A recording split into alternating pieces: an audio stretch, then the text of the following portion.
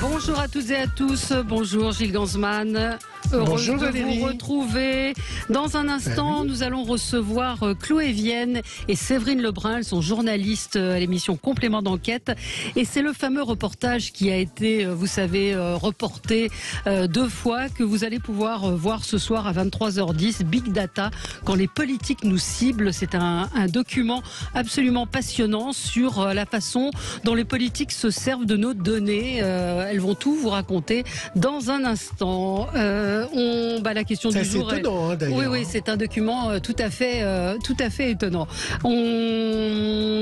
La question du jour. La question du jour, elle est liée. Est-ce que vous êtes choqué de recevoir des SMS ciblés des candidats qui ne parlent rien qu'à vous? Vous pouvez répondre sur le compte Twitter de Sud Radio. On vient juste de mettre la question en ligne. Donc on vous donnera la réponse tout à l'heure. Chloé Vienne, journaliste, bonjour. Merci d'être avec nous. C'est vous qui avez réalisé ce document. Et Séverine Lebrun, vous êtes rédactrice en chef adjointe à Complément d'enquête. Bonjour. C'est absolument passionnant, je disais. C'est une enquête vertigineuse sur la façon dont sont utilisées nos données. Vous avez fait un travail de fourmi, un travail incroyable pour un peu contredire les politiques qui disent non, nous on s'en sert pas du tout. On va en reparler avec vous dans un instant. Gilles, on passe au zapping. Sud Radio 10h midi Média, l'instant zapping. Valérie, comme Molière, qu'il aimait tant, Michel Bouquet sera resté sur scène jusqu'à sa mort. Il est décédé hier à 96 ans et on se souviendra de l'acteur précis et exigeant, en particulier dans son rôle fétiche, vous savez, du roi Béranger dans Le Roi se meurt de Jeanne Ionesco. Le roi se guérit lui-même, mais j'étais trop préoccupé par les affaires du royaume. Dans quel état il est ton royaume? Tu ne peux plus gouverner, tu t'en aperçois toi-même, tu ne veux pas te l'avouer. Tu as toujours voulu ma mort, elle a toujours voulu ma mort. Je mourrai quand je voudrais. Acteur de théâtre et acteur de cinéma, symbole de la nouvelle vague avec Truffaut. Un rôle marquant, je ne sais pas si vous l'aviez vu Valérie, le promeneur du Champ de Mars, pour lequel il a eu un César, il incarnait François Mitterrand. Si vous devez changer, choisissez une femme plus âgée. Une femme du Nord, de préférence. Les femmes du Nord ont une vraie gravité. Les Méditerranéennes font du cirque. Évitez celle qui se farde. Prenez une anonyme ou plutôt une actrice. J'adore les actrices. C'est émouvant, hein, Oui. Il y a eu beaucoup de gens ont reposté sur Twitter des extraits de Tartuffe de 1971 et c'est vrai que c'est formidable de le voir interpréter tous ces rôles. Hier, des militants ont perturbé la conférence de presse de Marine Le Pen, une séquence filmée où des militants et une militante a été traînée par la sécurité du Rassemblement national. Bonjour, Maurice Gans, Michel Godet. J'ai une question de la part de Vladimir Poutine. Il se demande pourquoi vous ne lui répondez plus. Vous lui manquez, il a besoin de vous, d'une amie et surtout d'une amie. Il est très difficile. C'est pas grave, pas d'agitation. Continuons notre conférence. Vous pouvez pas m'enfermer dans les toilettes. On ne comptait pas vous enfermer, c'est ce qu'il vient de dire. Il a dit on va la mettre dans les chiottes. Donc laissez-moi, je le redonne. Aujourd'hui, on dénonce la complaisance de Marine Le Pen à l'égard de Vladimir Poutine et la complaisance de l'extrême droite en général. Je pense qu'on peut très bien exprimer des positions opposées sans essayer d'empêcher l'expression démocratique des projets des uns et des autres, surtout dans une conférence de presse, pour le coup. Voilà. J'imagine que vous allez revenir dans vos débats sur cet incident. Marine Le Pen qui a répondu à Bruce Toussaint hier, qui l'interrogeait sur cette séquence, demandait à Darmanin, ce sont ces policiers. Alors, il s'avère que Gérald Darmanin lui a répondu et que c'était bien le service d'ordre de Marine Le Pen et non pas des policiers assurés de la protection des personnalités. Mais on en reparlera effectivement. Heureusement que je l'ai pas mis. Heureusement que je l'ai pas mis dans mon zapping. Vous m'auriez tué mon zapping. Pourquoi? Merde. Oui, puisque vous m'avez envoyé ces extraits. Ah oui, absolument. Donc ça aurait pu être dans mon zapping. Mais non, oui, mais je vous ai pris un autre extrait. Voilà. Je vous ai pris un autre extrait à propos de la retraite. Vous savez, c'est le sujet clé de cette campagne. Apparemment, hier, le président du Rassemblement national, Jordan Bardella, débattait donc avec le ministre Gérald Darmanin. Ils ont essayé de se piéger sur la proposition de Macron sur la retraite et après se sont taquinés, vous allez voir.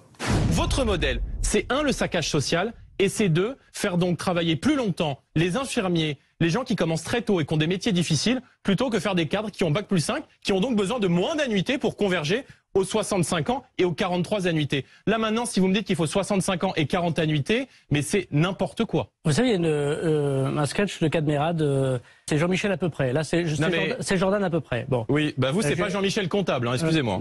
Oui, bah tant mieux, je suis pas comptable. Peut-être que vous êtes venu vous citer la Cour des comptes. On a vu, mais puisque votre seule mesure concrète dans ce second tour, c'est la retraite à 65 ans, si vous ne savez pas la maîtriser, c'est inquiétant et ça démontre votre impréparation. Ne vous énervez pas, monsieur Bardella. Et par ailleurs, ne soyez pas méprisant. Voilà.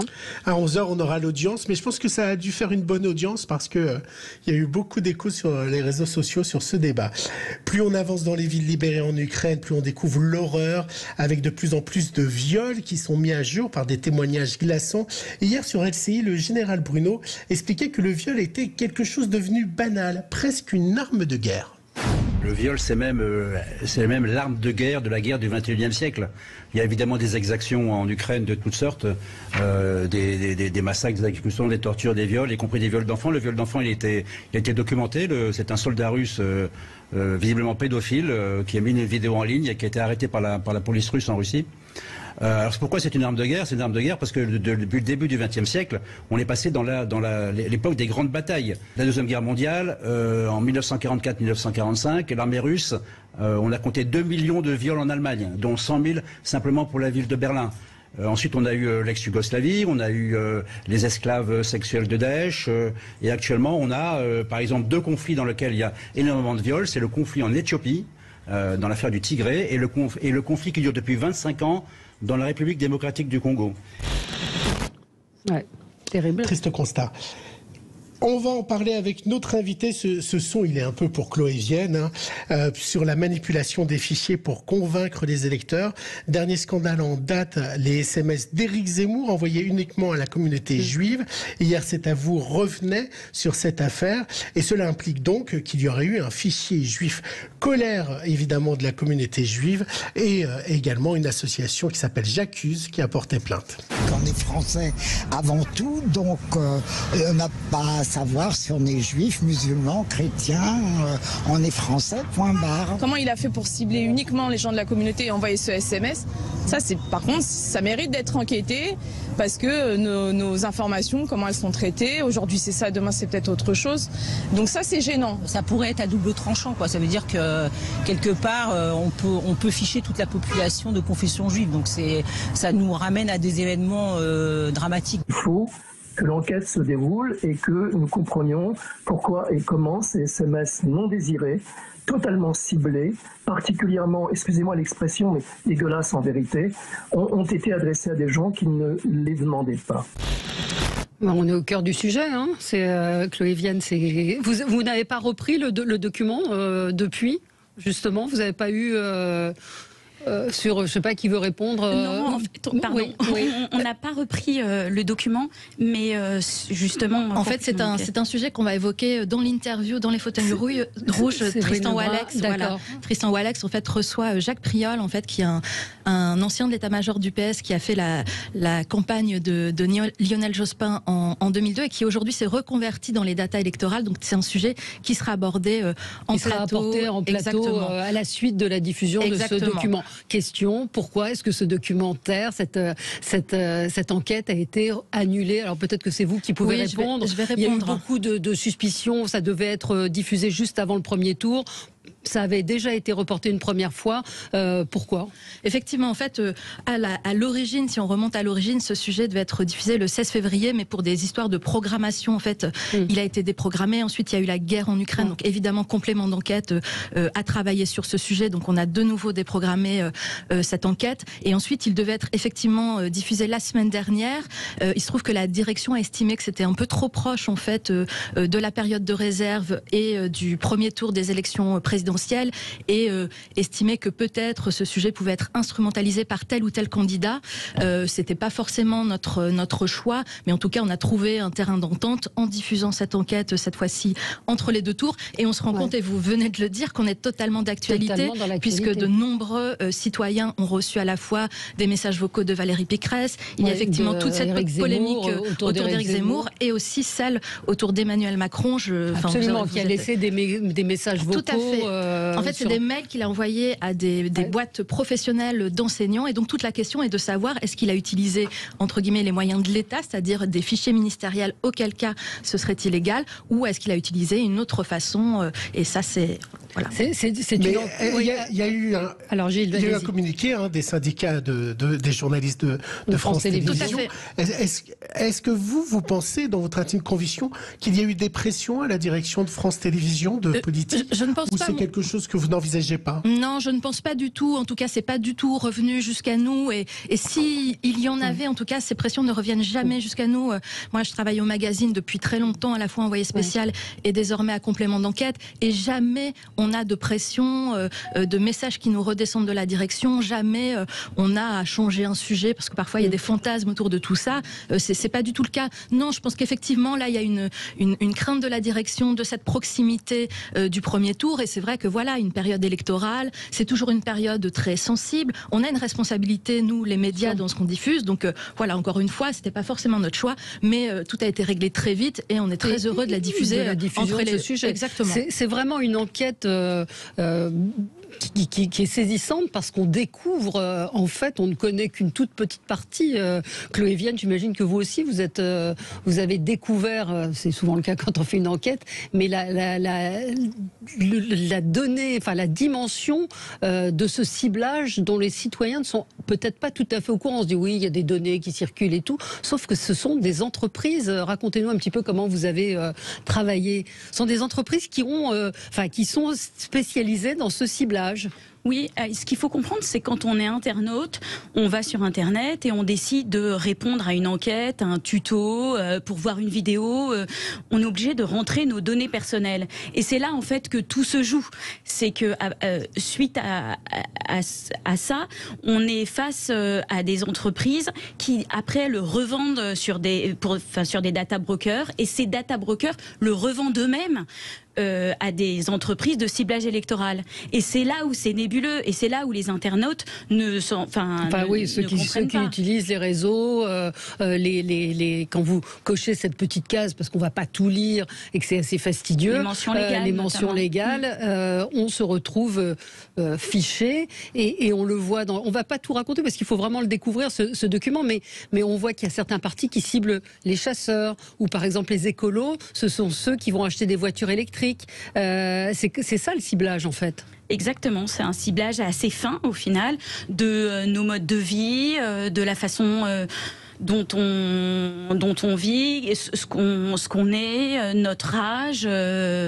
Voilà. En France, ce qu'il faut savoir, c'est qu'il y a quatre fichages on n'a pas du tout le droit d'aller. C'est justement l'obédience politique, les confessions religieuses, le handicap et l'orientation sexuelle. Mais tout le reste, on peut cibler. Oui, sauf que c'est la limite, elle est très ténue, parce qu'on voit bien que avec un certain type d'achat, on va bien voir quelle est votre orientation, ou sexuelle ou religieuse. Exactement. Forcément. Par le biais de nos lectures, par le biais de nos habitudes, parce qu'on se regarde au cinéma. Enfin, tout ça donne beaucoup d'éléments. Ce que j'ai retenu aussi, la politique est devenue du marketing. C'est une phrase qui est prononcée dans cette enquête. C'est vraiment du marketing. Il travaille avec des sociétés d'ailleurs qui travaillent avec du marketing. Exactement, et c'est ça qui choque beaucoup les citoyens, c'est-à-dire qu'on le voit dans le début du reportage, puisqu'on a rencontré tout un panel de citoyens qui avaient été ciblés par des SMS, par des mails, et tous en fait sont très choqués parce qu'ils disent en fait un jour je reçois un mail pour me vendre une marque de lessive, et le lendemain je reçois un mail pour me vendre entre guillemets un candidat, et en fait c'est exactement les mêmes méthodes, et certains citoyens considèrent que ça dévalorise aussi un peu la politique, est quand même quelque chose qui est sacré auprès des citoyens. Enfin voilà, on vote pas comme on achète une baguette de pain, disent-ils. Sauf que ça marche, et que ces entreprises promettent 6 à 7 points de plus. Alors est-ce que ça marche ou pas ? On ne peut pas dire si ça marche ou pas. En fait, c'est impossible en fait à quantifier. Aucune étude n'a été faite là-dessus, et je pense que c'est très difficile en fait de savoir si ce type de ciblage fonctionne. C'est évidemment le discours de toutes ces sociétés qui vendent de la data électorale, de dire vous allez gagner les élections, vous allez pouvoir cibler tel ou tel telle personne, etc. Mais dire que ça marche, personne ne peut le dire. En tout cas, ce qui est sûr, c'est que ça attire, pardon, je finis excusez-moi, ça attire beaucoup les candidats. La plupart des candidats utilisent ce ciblage électoral et dépensent des sommes énormes aussi. Il y a une scène formidable dans le documentaire où vous êtes 4 ou 5 à éplucher les comptes de campagne aux dernières européennes. C'est un travail de fourmi pour retrouver les factures de ces sociétés et qui sont colossales pour certaines d'entre elles. Exactement, parce qu'en plus, la difficulté, c'est que, évidemment, les factures ne sont pas forcément dans l'ordre, ne correspondent pas exactement à ce qui était indiqué. Donc, ça nous a pris beaucoup de temps et... Oui. Voilà. Mais pour donner la dimension, par exemple, là, sur donc c'était les dernières élections européennes de 2019. Donc 7 candidats avaient utilisé ce ciblage électoral et pour une somme qui était de plus de 2 millions d'euros. Donc pour certains, c'est 20%, quand même, 20% de leur budget. De leur budget. Donc ça veut dire qu'ils misent quand même beaucoup sur ces techniques-là, même si, voilà, quand on en parle officiellement avec eux, ils n'ont pas forcément envie d'aborder le sujet et qu'ils nous disent, voilà, nous, ce qui nous intéresse, c'est le terrain. On est dans la proximité avec nos électeurs, enfin voilà. Mais on voit LR à cibler les pêcheurs et les chasseurs, Debout la France, alors les pompiers, les infirmières, les agriculteurs, les chefs d'entreprise, 5 millions de mails ont été envoyés. C'est effectivement, quand vous les interrogez, vous êtes allé les interroger, Yannick Jadot en particulier, qui vous embrouille un peu, hein.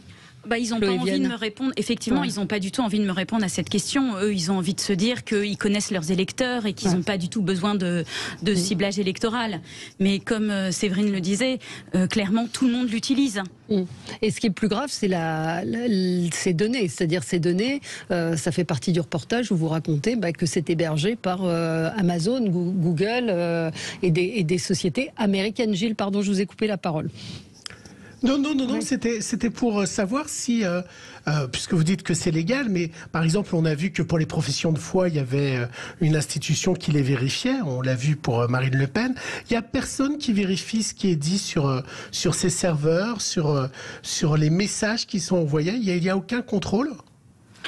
Non, en fait, il n'y a aucun contrôle, si ce n'est la CNIL qui font des recommandations, mais c'est pas la CNIL qui fait la loi. Donc, mais sinon, non, il y a aucun contrôle. En fait, il y a un contrôle, un contrôle. En tout cas, la CNIL dit contrôler l'envoi des SMS, l'utilisation des données, dans quel cadre elle est faite. Mais effectivement, après, il n'y a pas de contrôle du message entre guillemets qui nous est envoyé. Peut-être que vous faites allusion aussi à encore une fois, juste avant le premier tour, un faux sondage qui a été envoyé par les équipes d'Éric Zemmour. Voilà. Mais effectivement, il n'y a pas de contrôle sur le contenu en fait de ces messages. Quoi. Oui, on peut envoyer n'importe quoi. Stéphane dit maintenant quelle est la réplique et comment se protéger. C'est toujours la même réponse. Après, elle est très compliquée. C'est-à-dire qu'il faut faire très attention, en fait, quand on est sur les réseaux sociaux, quand on fait un achat, quand on répond à un questionnaire, de donner le moins d'informations possible sur soi. Après, c'est vrai que c'est très compliqué. On est désormais dans un monde où on passe notre temps à accepter, à ne pas avoir le temps de lire comme tout le monde les mentions légales, etc. Donc, la seule chose qui pourrait nous protéger, en fait, c'est la loi. C'est-à-dire, en tout cas, nous informer. Parce que là, la problématique... on est informé, on clique... On n'est pas informé, c'est-à-dire qu'on clique, on sait qu'on consent à ce que nos données soient partagées avec des partenaires, mais il n'est pas indiqué que nos données seront utilisées à des fins électorales. Moi, quand je clique, je pense que je vais recevoir de la publicité. Je ne me dis pas que je vais recevoir un SMS d'Éric Zemmour ou d'un autre candidat. Et donc, il y a une recommandation qui existe, qui est faite par la CNIL, en fait, de mettre en toutes lettres j'accepte que mes données soient utilisées à des fins électorales, mais c'est une recommandation. Et Chloé l'a constaté dans son enquête. En fait, elle n'est pratiquement jamais suivie. Donc la seule solution serait qu'il y ait une loi, et cette loi permettrait au moins aux citoyens d'être informés. C'est déjà la loi, elle est faite par les politiques et que visiblement ça leur est assez utile. Vous interrogez un certain nombre de personnes, dont la patronne de cette énorme boîte américaine, qui vous posez la question de savoir quelle est comment on peut dire la sécurité, et elle vous dit mais la confiance. C'est terrible. Exactement. La confiance, on peut pas. Nous, on est une grosse boîte, on peut pas se permettre de faire n'importe quoi. Il faut avoir confiance. Et jusqu'où ont-ils accès à ces données ? Jusqu'où ils savent tout de nos vies. La complexité, en plus, c'est que les lois américaines ne sont pas du tout les mêmes lois qu'en France. Et les lois américaines sont beaucoup plus vastes. Ils ont le droit à beaucoup plus de choses qu'en France. Et on se dit que même, d'ailleurs, aux États-Unis, la NSA, a le droit d'avoir accès à ces données. Et c'est ça toute la problématique. Et puis il y a parfois du mélange des genres, ça vous le découvrirez ce soir avec un conseiller de Paris. Qu'est-ce qu'il est devenu? Il a été sanctionné ou pas non, ça passe ce soir, donc voilà, il y aura sûrement ça passe ce soir. Ouais. Gilles, vous aviez une question? Non, on a la bande-annonce si vous voulez. Écoutons. Il y a beaucoup d'auditeurs qui sont très intéressés parce que c'est une vraie question de se dire pourquoi je reçois ça, pourquoi j'ai été appelé. Plein de nos auditeurs nous disent j'ai été appelé par Éric Zemmour, j'ai reçu un SMS de Pécresse. Comment c'est possible? Écoutez la bande-annonce. Jeudi soir, complément d'enquête présenté par Tristan Walex. Il vous envoie des mails, des SMS ou même des messages vocaux. Merci de votre écoute. C'est Valérie Pécresse. Le 10 avril, j'ai besoin de vous. Comment les candidats parviennent-ils à trouver vos coordonnées? C'est un logiciel de campagne donc, qui va vous permettre de faire des actions de campagne. C'est comme ça que vous allez gagner 3, 4, 5, 7 points. Votre âge, votre salaire, ce que vous mangez, ce que vous achetez. Aujourd'hui, vos données les plus personnelles valent de l'or pour les politiques. Des informations précieuses, souvent monnayées à votre insu. J'ai vraiment pas aimé cette intrusion dans mon quotidien. Complément d'enquête sur ces sociétés de ciblage électoral qui jouent avec votre vie privée et les limites de la loi pour mieux traquer les électeurs.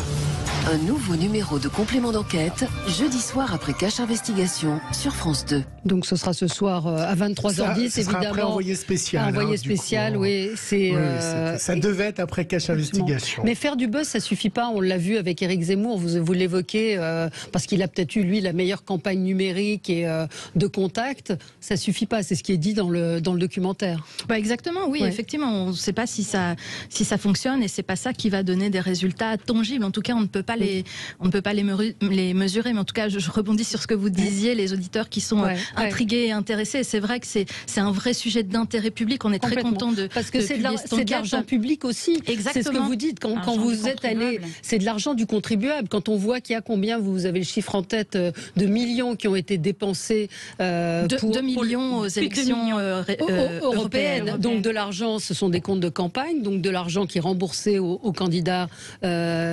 Donc c'est de l'argent public. Exactement. Donc cet argent-là, donc c'est là où ça pose quand même question. Vraiment, regardez-le sur la plateforme parce que c'est franchement très intéressant et peut-être que il y a des questionnaires très intrusifs. Je pense que c'est sur cela où il faut éviter de répondre aussi.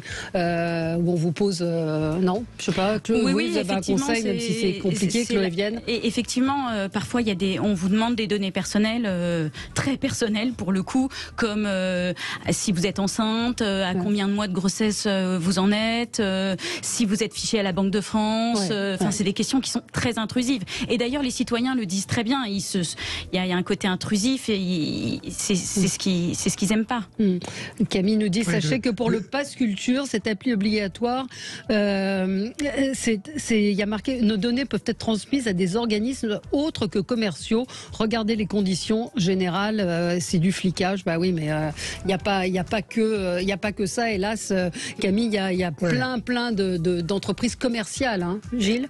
Et puis le pire, c'est les comparateurs. Quand vous voulez un crédit, quand vous voulez une voiture, là vous voulez absolument avoir des choses, donc ils peuvent vous demander plein de choses, votre salaire, ce que vous voulez emprunter, est-ce que vous voulez une maison. Les comparateurs, c'est eux qui vendent le plus de fichiers. Méfiez-vous quand vous. Chloé Vienne, merci, bravo pour cette enquête. Séverine Lebrun, bravo pour l'ensemble de votre œuvre. Rédactrice en chef adjointe à complément d'enquête, et vous saluerez Tristan Walex pour nous. Je n'y manquerai pas. On se retrouve on va bientôt reparler de complément d'enquête dans 15 jours avec une enquête sur Patrick Poivre d'Arvor. Avec plaisir. Voilà. Très belle enquête aussi. Voilà, on pourrait vous inviter toutes les semaines. Dans un instant, un peu de douceur et un peu de légèreté avec Patrick Roger, le chocolatier. À tout de suite.